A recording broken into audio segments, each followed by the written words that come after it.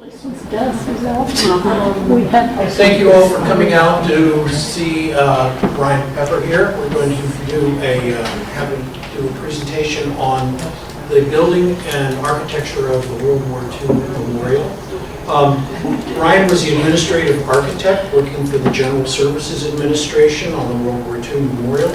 He's worked on several government historic properties as well as the development of the Food and Drug Administration's 130-acre campus that serves 10,000 staff. And this just in the Maryland Senior Olympics for pickleball, Brian won the silver medal in the men's doubles. Did I get that right? Yes. With Jerry Green, right? And a gold medal in the mixed doubles. And not only that, but when we play pickleball, he brings a really cool playlist and plays it. Brian, thanks a lot. Thanks, Bill.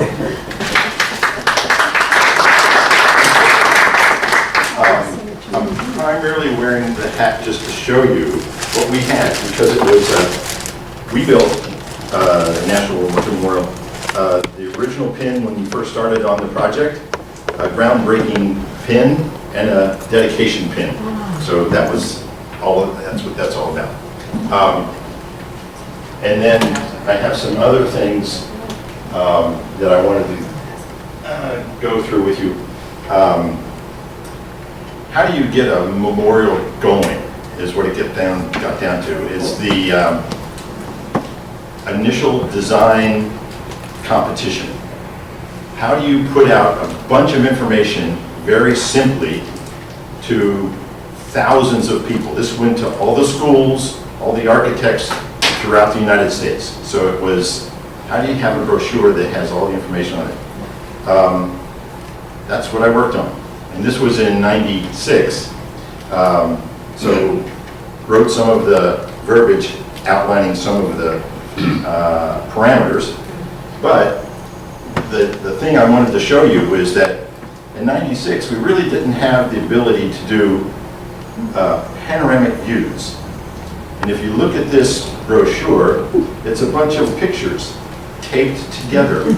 I had to take the picture going around in a circle and then put the pictures all together and showing the views of people out in California or wherever, what the site looked like.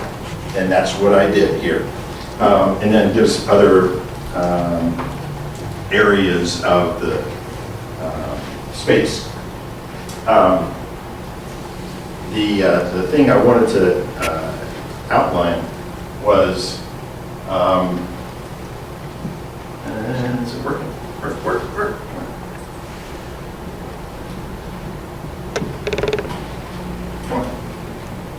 Work. It was working earlier.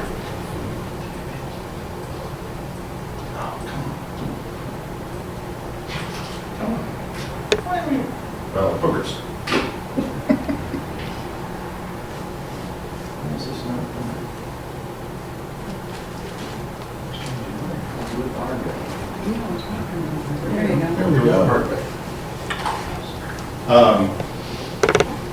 For everyone who doesn't know where the World War II Memorial is, it's right there. And that's the Washington Monument, and that's the Lincoln and the Capitol, and right on axis of the mall. There was a lot of information on what's the appropriate location for the memorial. And what it got down to is there were, when it first started out, the legislation started out in '87, but it continued to no, you know how Congress works. They don't get things going right initially. So in '87 it started, and in '88 it was introduced again, in '89, '90. Finally in '93, the legislation passed that yes, the memorial will be built. In '94, okay, well, where are we going to put this thing now that it's going to be done? There's 7 different locations that were under consideration for the memorial. How do you determine which is the best one? Well, it really wasn't accepted that these were the prime location for the National World War II Memorial. Constitution Gardens was the primary one that they were looking at, and it has to do with a lot of prominence on the mall, where to place it. So they said, well, there's a Rainbow Pool site that was right on axis, and the Rainbow Pool was determined in '95, basically due to the historical significance of that location. In the development of the mall, the Washington Monument is the 18th century point in which our country was founded. In the 19th century, we have the Lincoln Memorial representing the cohesion of this country, or we could have been split and been two countries in the 19th century. In the 20th century, there was a significant event, the World War II Memorial, or the World War II, and that said either we could be speaking German or Japanese. We won. It's a significant that held the country together. Then, after that site has been determined, we talk about the design. And the design, being an architect, is what I'm going to go through a little bit more in detail and show you a little bit about the design development. There's design development, and then there's also a revised design development, and then we go to preliminary design, and then finally design in 2000, when it started construction. A little bit more about the competition itself in selecting an architect. It was a lot easier to say, let's get all these architects and whomever to submit design proposals. And they went through a lot of them. There were over 400 submissions that we had to review, and there was a distinguished group of people, artists, art critics, other noted architects that reviewed the proposals, and they determined that Friedrich St. Florian was the winner. It's a matter of trying to get the finest design excellence that you possibly can. And that's a little on the side note. The American Battle Monuments Commission is the agency that Congress designates to put the memorials in place. They also take care of all the cemeteries across the world. There are many Normandy and other locations that the cemeteries, the American Battle Monuments Commission, are required to take care of those, and they take care of them in a perfect way, in essence. So it's a matter of trying to get, how do you get that design excellence really going to be the finest it can possibly be? Because this is going to be on axis in perpetuity. So it's a matter of trying to get that classical design, but yet still something that will educate people, allow them, our future generations, what happened in the 20th century. So we go through a little bit of the design team and developing that. Friedrich St. Florian is the design architect. Leo A. Daly is the production architect. The design architect comes up with the idea. The production architect is the legal aspect that puts the nuts and bolts together and makes the design work. Hartman Cox was a technical historic architect in that they had a lot of the nuances of the construction and how it was put together. An example of Hartman Cox in their technical and historical aspect is, this is an old stone construction. The old stone years ago was held together by lead. They would pour keys basically into the pockets of carved pockets of the stone and pour lead into it, and that's how stone was held together. We can't do that anymore. So in the World War II Memorial, they're held together with plastic. Believe it or not, it should be strong enough to work. So that's one of the issues that Architect went through. Ray Caskey is the sculptor. It's amazing artwork throughout the memorial, if you've ever been down there. I'll go through a little bit more of that later. Jim Van Sweden was the landscape architect. The grounds are just immaculate down there. The National Park Service has been taking really good care of that. Nick Benson is the stone inscriber. He hand carved all the inscription in the memorial. I won't say the guy's perfect, but they were perfect. Much of the rest of the team is, I don't know if you sort of go through, there's geotechnical, civil engineer, geotechnical engineer. Needless to say, there's a lot of underground things that really need to be taken care of. And I'll show a little bit about what's underneath. There's a lot of plumbing for the fountains, there's a lot of electric for the lights, and just a little side note, there's one button in the ranger station that turns all the lights on at night if there's an emergency, and there's another one that shuts all the fountains down if there's an emergency. If you have a 42-inch water pipe, you're not going to be able to just shut it down instantly. It's sort of phased to slow it down, otherwise the pipes would explode. But so there's a lot of design that goes into the aspect of it. This is the original design that was submitted by Friedrich St. Florian. Very plain, very simple. The columns were originally part of the project. The berms were going to be areas in which you could have artifacts to give a little bit more information about the war itself. But they didn't like that too much, that aspect of it. It was more in line with, I'll say, a museum, and they really didn't want a museum. So this is very plain, but the columns and the rainbow pool is still part of the design. That's another aspect of the design as it was presented. Gives a very nice, subtle feeling of the memorial. But they still didn't like how solid it was. They wanted it a little bit more open. So this is a design alternate that was proposed. It sort of looked like a fence, and the team really didn't like that too much. The fence sort of looked like almost a prison, and you sort of say, it sort of looks like a little Auschwitz here. We don't want to, no, let's not do that. So we continue with the design element. Friedrich comes up, this is a sketch from Friedrich back in '98, in which he outlines, well, maybe we have a central pavilion with some of the columns, because everybody still liked the column aspect of it. And this is a model of that.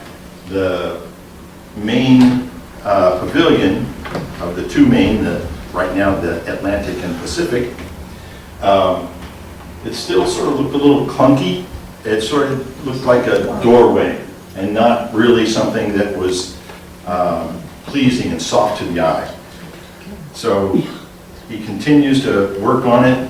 There's the design in a three-dimensional view in which, yeah, we can take a look at it, but yet there we're still talking about the fencing and the stone, but we're talking about how do we soften this? So they want to put green grass in the plaza, and so there were green panels of the grass in the plaza, and that was like, okay, we can soften it a little bit. Well, how else can we soften it? We put a little bit of maybe some fountains that are underneath the main pavilion. Okay, we're getting a little bit closer, but it still looks like the columns just aren't there yet. And the fencing, yeah, we still have to tie something together. How do we tie it all together and have the columns still be part of the design.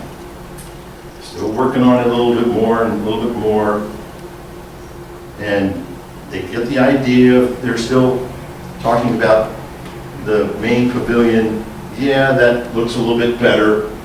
And the fountains are starting to incorporate it, make it a little bit softer. They still like the idea of the restoration of the rainbow pool. The green panels are still there for the grass of the plaza. But if you take a look at the stone columns, they're a little bit smaller. The screening is a little bit still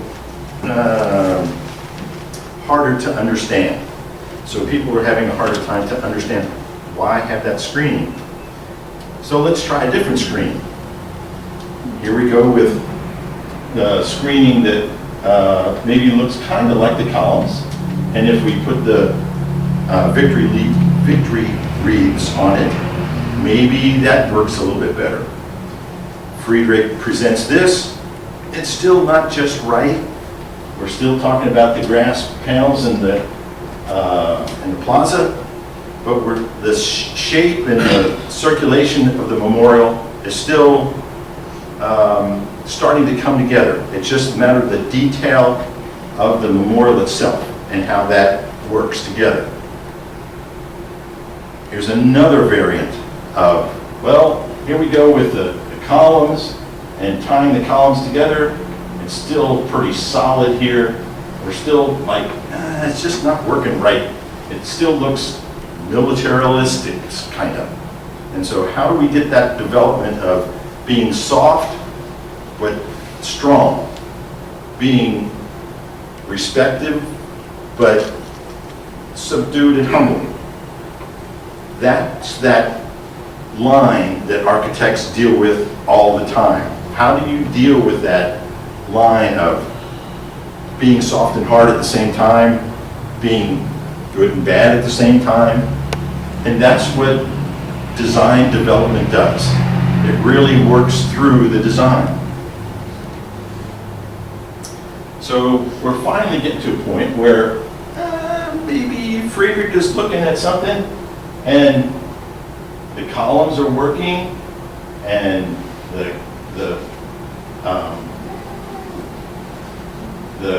wreaths are starting to work right, and there's still another area of the memorial that we just don't know how to deal with. It has to be respected of everybody who served. The idea of putting over 400,000 names on the memorial is just an impossibility, like it is in the Vietnam Memorial. This is just too huge of an event. So how do you do that? So we're still dealing with different ideas on how to work through that. But the plaza, the Park Service says the grass, if you put grass there in the plaza, it would turn into dirt immediately. It has to be some way, somehow, a solid surface. So here we go with the textured stone that's in a pattern. And if you look at it, it sort of looks busy. It's not easy enough to where it's like a pathway. It's sort of like just a checkered area. And we continue to develop the plaza. We continue to develop the stone areas between connecting the columns and the artwork. This is starting to come into play. So we're a little bit closer to the construction of the architecture. So Friedrich says, let's worry about some of the art. Let's start talking about the artwork. Inside the pavilions is a laurel wreath, and that was from his original design. He always wanted to have that laurel wreath. It's a lot of symbolic nature in the peace and also the victory. So we have the wreaths on each of the columns, and then also the laurel wreath in the center. And what's holding those up? 4 gold eagles. Those are, he's starting to develop the artwork by himself and working with the sculptor and others. That area that we were talking about at the end of the memorial, how do you put that space into play with the memorial? So this area was a sketch that Friedrich put together that outlined an internal flame. And that was like, we're too close to JFK's tomb, and like, how are we going to deal with this? So some people liked the idea, and it was like, well, what else can we do? What else can we develop? And the eternal flame, yeah, let's think about it. But then it's sort of like we have a sarcophagus, maybe, an announcement stone that would give people information. It looks too tombish, and we really didn't want to have that aspect of it. So then, well, let's concentrate on another aspect. There's a commemorative garden that Jim Van Sweden helped develop. The landscaping in this area is all by Jim, and that there's actually also an area on through here, but this is the sort of the utilitarian aspect of the memorial, where the potty and the ranger station is and all that kind of stuff. If you've ever been down there is some parking down there.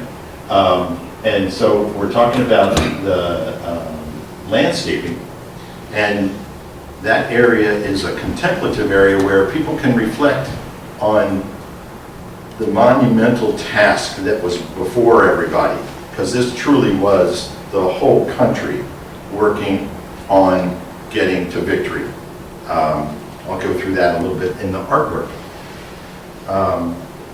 And this is the entry stone at the beginning of 17th Street, where it outlines here in the presence of the Washington that I talked about earlier, and going to the Lincoln, we honor those and a gift to our forefathers entrusted to us, the nation conceived of liberty and justice, that we give the World War II memorial, the World War II event, a memorial on axis of the Washington area of that most important event in the 20th century.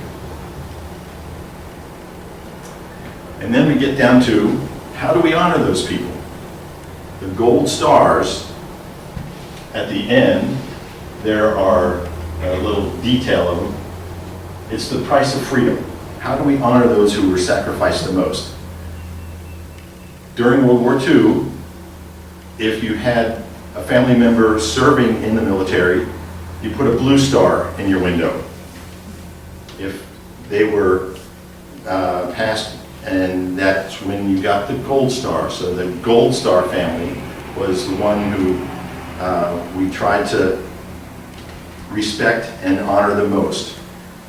It was a matter of getting the gold stars really, it was a way that honored those and also outlined the situation that it wasn't a tomb or wasn't a memorial just for the death. It was sort of a celebration, kind of. But how do you do that? There's one star for every 100 killed.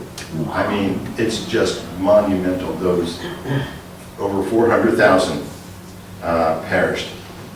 It really is amazing that that is really the most moving part of the memorial for a lot of people, because that's where you really remember them. A little bit more in the detail of the artwork. The wreaths on each of the columns. One is oak, one is wheat. The oak is for the strength of the country. The wheat is, we were the breadbasket of the world, really. We fed basically the whole world, because throughout the world, their agriculture end was in shambles because of the war.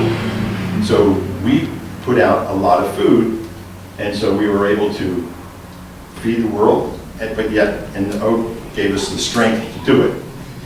A lot of people sit back and go, how were the names put in order? Alternating sides between the north and south, it's the time in which the state came into the Union. How do you honor Hawaii and Alaska if they were not states, but they're states now, and it kind of started in Hawaii at Pearl Harbor? So how do you honor all those people? There's 56 columns. And you go, 56, why not just 50? What's going on? Well, it's the territories that were in support of us during the war. The Philippines, Guam, Puerto Rico, Samoa, DC, and I forgot one. So we're finally getting to the point where the design is really coming together.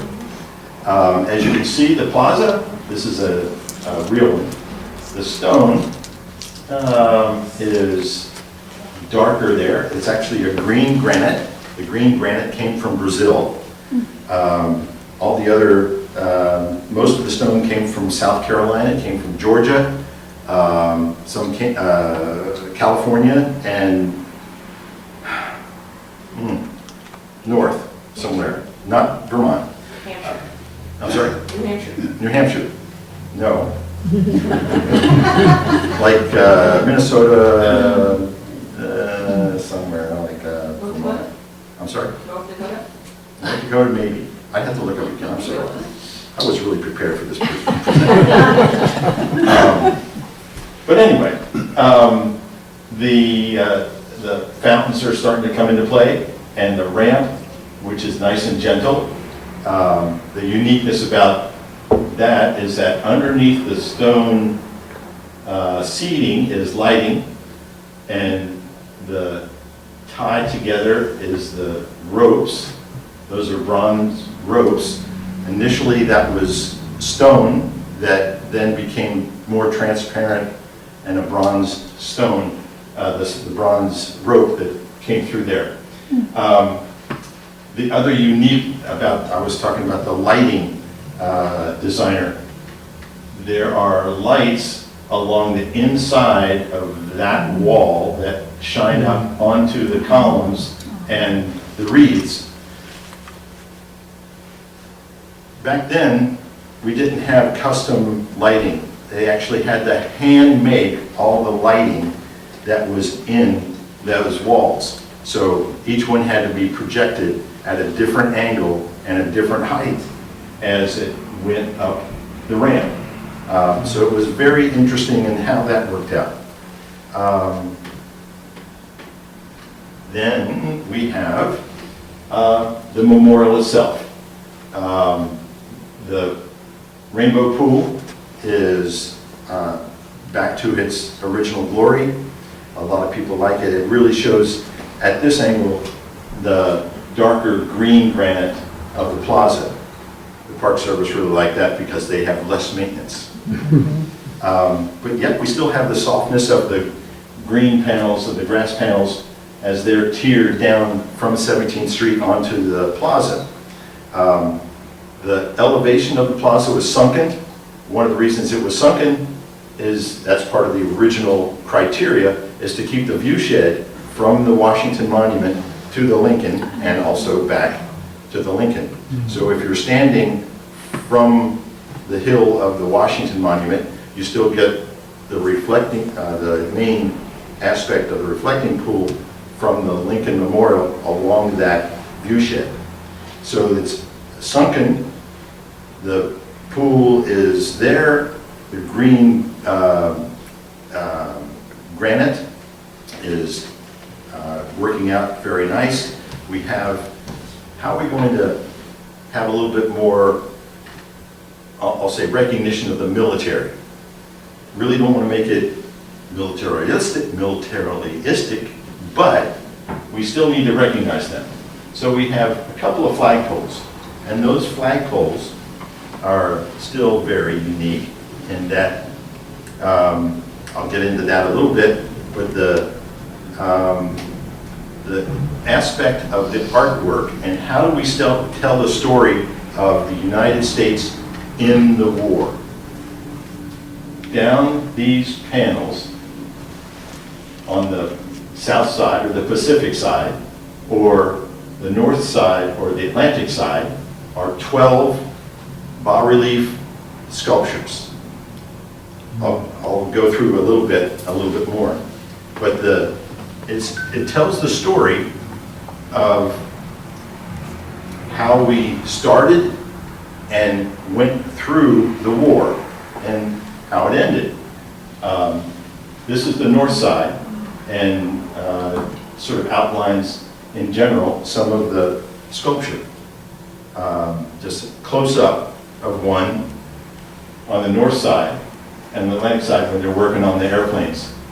The uniqueness about the architecture or the sculpture is that it's isocephalic, meaning that the heads of the people in the sculpture are sort of all on the same line. They're prominent, the heads are prominent. Everything else is relief, more subdued in the artwork. So this is the first panel on the Pacific side, people listening to the radio as Pearl Harbor got bombed. So we still have that, and I'm just going to go through quickly the south side panels. The second panel was everybody after we were attacked, they wanted to enlist. This is all the men enlisting. There were quite a few, over 1 million. And then after they enlisted, they embarked at the embarkation, getting to the islands or to Europe where they had to go and fight their battles. There was obviously shipbuilding and other aspects of how we continue to support the military. Agriculture, we had to feed those guys too, and feed everybody else while we're at it. So there's an aspect of the art of the agriculture still moving into the artwork. And again, it's the line of the heads. The people are the most important. Yes, the artwork is there, submarine warfare happened, but as you can see, the heads are really dominant, and everything else is sort of a little more subdued. The Navy in action was something that the airplanes had to go from island to island. There was a lot of Navy that was incorporated on the Pacific side, but they really didn't have the ships that they once had before Pearl Harbor. So a lot of it was damaged. And then you had to get into how do you land, sort of amphibious landing, and it shows that aspect of it. Again, the very dominant head aspect and just all on the same line. Very unique artwork. Some jungle warfare as they'd outlined. And then the field burials, in which that's one of the things that the American Battle Monuments Commission still takes care of in many parts of the world. Then we have liberation of those that were in the prison camps. So it's trying to get every aspect in a very simple fashion, but a progression through that walking through the memorial. all these panels give you that information already developed. And of course, we have VJ, or Victory over Japan, in which there's a little bit of celebration. On a side note, that lady's a French woman. She was a model. And then on the Atlantic side, where the Russians meet the Americans at Elba.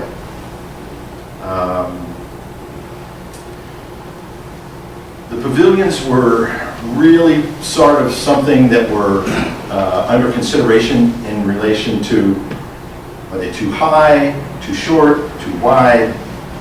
How are we going to work through this? And if you look at them from a human scale, they're huge. 43 foot with the 18-foot tall columns and the bronze baldacchinos, the inside, the pavilions themselves, the bronze sculptures. We still have to deal with a little bit of the detail of that. It's a matter of trying to get, how much information can we get in that entry point of the memorial? The laurel wreath, celebrating with the eagles on the columns, and if you see the kids looking at something in the center, there's something in the center there. What are they looking at? I don't know. We'll think about it.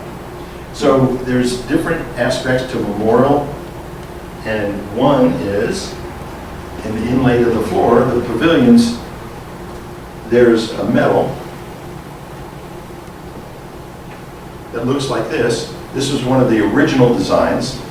The original design had the National World War II memorial around the perimeter and victory in the air and the sea and on land.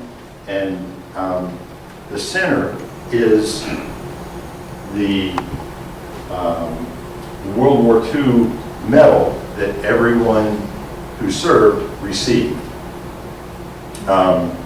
If you want to, Phil said, pass it around if you want to pass around something. It was the design that really helped. That design that you're holding in your hand is part of it, but around the perimeter is where some of the victory in land, victory at sea, victory in the air elements, along with the year, is also 41 to 45. Both the Atlantic and the Pacific have those. Going back to the flagpoles, the bases of the flagpoles are, America typically doesn't come in and conquer and take over the land like everybody else. We just want to calm things down. Okay, you guys can start ruling yourselves. We came to end tyranny. We didn't come to conquer anybody. And in honoring the military, we have the service seals at the base of the flagpoles. The Army, Navy, Marine Corps, Army Air Force, which is now Navy, and Coast Guard and Merchant Marine. So those are the aspects that, as time goes by, how do you properly recognize the right people? So we get to the point where everybody's happy with the design, it's built, the stone's all done, and a few pictures of construction. I mean, there was, I know one guy that's going to look at it very closely here. There's, I don't want to call them crawlers. There's cranes that were easily moved. There's a tower crane. That's what's called the tower crane there. And it goes around to the perimeter and starts setting some of the stone. The other smaller cranes would set some of the other stone, and even during the underneath, it was a lot of underground work. I don't know if I was going to go into this or not. The slurry wall. The slurry wall is a type of construction that goes down to bedrock. It is concrete mostly. It's not as critical in that it's pure concrete, but it does support the perimeter. It also helps keep out the water, because we're talking about, this is a floodplain that outlined what happens when things flood, and we don't know. And actually in '94, I think this area was flooded. So how do we deal with that? Other the things that we dealt with were the tunnels that you had to dig. And yes, some of the artwork was just sort of laying around, and we had this all later. And yes, we did have a snow one year during construction. So it's a lot of different aspects that we have to deal with. That's just a small portion of the stone that was cut. These are the columns that were outlined there, all put in place, all held together by gravity, but yet plastic that really does hold together. And it's something that continues to work out real well. Underneath is all the piping and the electric for the fountains at three ends of the memorial. If you look at this picture, there's a fountain at the pavilion for the Pacific, fountain at the pavilion of the Atlantic, fountains at the Gold Star, and then obviously for the Rainbow Pool. So there's a lot of plumbing that was involved, and aspects of it has possibility of being flooded. How do you protect all that equipment in those rooms if it gets flooded? Well, what you do is you build yourself basically a submarine. And it was sealed. So if it starting to flood, close the door, turn off the lights, turn off the plumbing, and just let it sit, and it gets flooded, and it should be dry enough that we don't have to worry about it. In the end, that's the aspect of the National World War II memorials. There are two little tiny details that I'm going to show you that are not too many people know about. There was a guy named Kilroy. And there, and also there. So, I don't know if the story of Kilroy, he was a ship inspector, and that's the way he signed off on his inspection.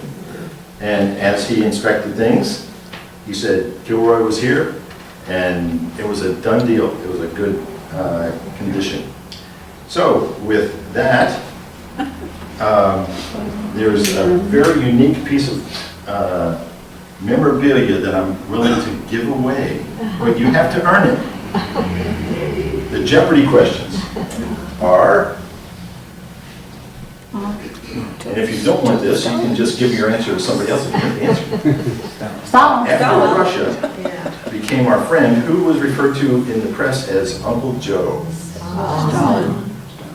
We all know that. Okay, and there were 2, 5, or 10 million men in total. How many were drafted during World War II? Were drafted versus, you're saying drafted versus Drafted during the war. volunteering? Drafted. Just drafted. 2. Well, I mean, yes, most of them did volunteer, but Oh, I'll say enlisted. That would be maybe a better way. But they were drafted. Any number? How many people would go 2? How many people go 5? How many people go 10? The 10 people get it. And June 42, there was a battle, soon after the Battle of Coral Sea, and it was a main point in the Pacific. Could you name that one? Midway. Midway. You're the winner.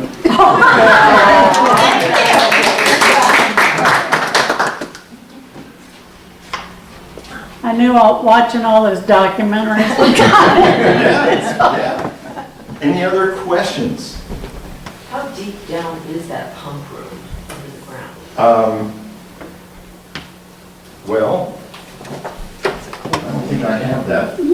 From my memory, it was about 35 feet.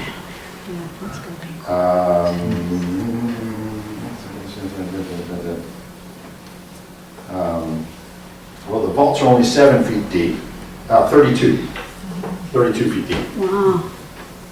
When did Memorial open to the public? Memorial Day 2004, 20 years ago. Boy. Wow. So you're testing my memory. is what you're saying. We have an anniversary coming up then. Yes. Wow. And there's a couple of videos that are really nice online about the construction. There's another one. No, I don't. They talk about underneath the memorial, and it was really interesting to see their aspect of it, walking through, because a lot of it is just tunnels of piping. You just have to walk through to get to one side and get to the other. Wow. So it's pretty amazing. Who maintains it, Brian? The National Park Service.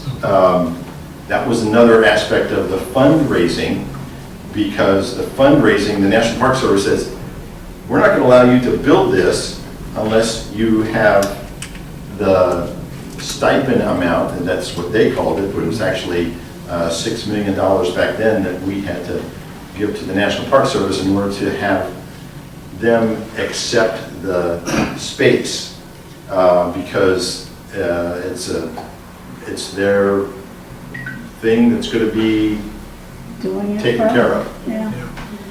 Kind of more of a comment, you didn't happen to mention it, but I'm sure it was part of the planning. It's probably the most accessible memorial we have, I think, in all of our memorials. And it's wonderful when you go down and you see people who were veterans in their wheelchairs being able to go right up close. So I'm sure it was a requirement, but it's really great. The feel of it's wonderful. Yeah. That gets back to the legal aspect of it, when WWII Daly is the one who's the architect that is responsible for those kind of things. It was, surprisingly enough, this is a government facility. It's the Architectural Barriers Act. It is covered, a lot of people call it ADA, Americans with Disabilities Act, is covered by the private side. On the private side, just a technical aspect of architecture, ADA is Americans with Disabilities Act, is on the private side. On the government side, it's ABA, Architectural Barriers Act. They're actually the same code, except for little tiny things that are outlined. But yes, it is very accessible, and that was one of the aspects of it, for sure. About the design, if you look at the very first design and then where you are now, is that typical that there's that many changes made from the beginning to the end? The short answer is yes, when it's designed by committee. This was designed by committee. I mean, there were, from my memory, there were 48 different public meetings. And and being from the area, you may have remembered all of the people that were against the location. And then they were saying against the design. And that's part of the design that, that's too militaristic, it's too prison-like, it's too stark. it's too heavy. How do you find that fine line that you're able to say, yes, this is the design? And that's where Friedrich St. Florian, he continued to work at it, work at it, work at it. He's a great architect. He was head of the Rhode Island Design School. He's a very humble man. I'll just put it that way. He just continued to work at it and came up with a solution.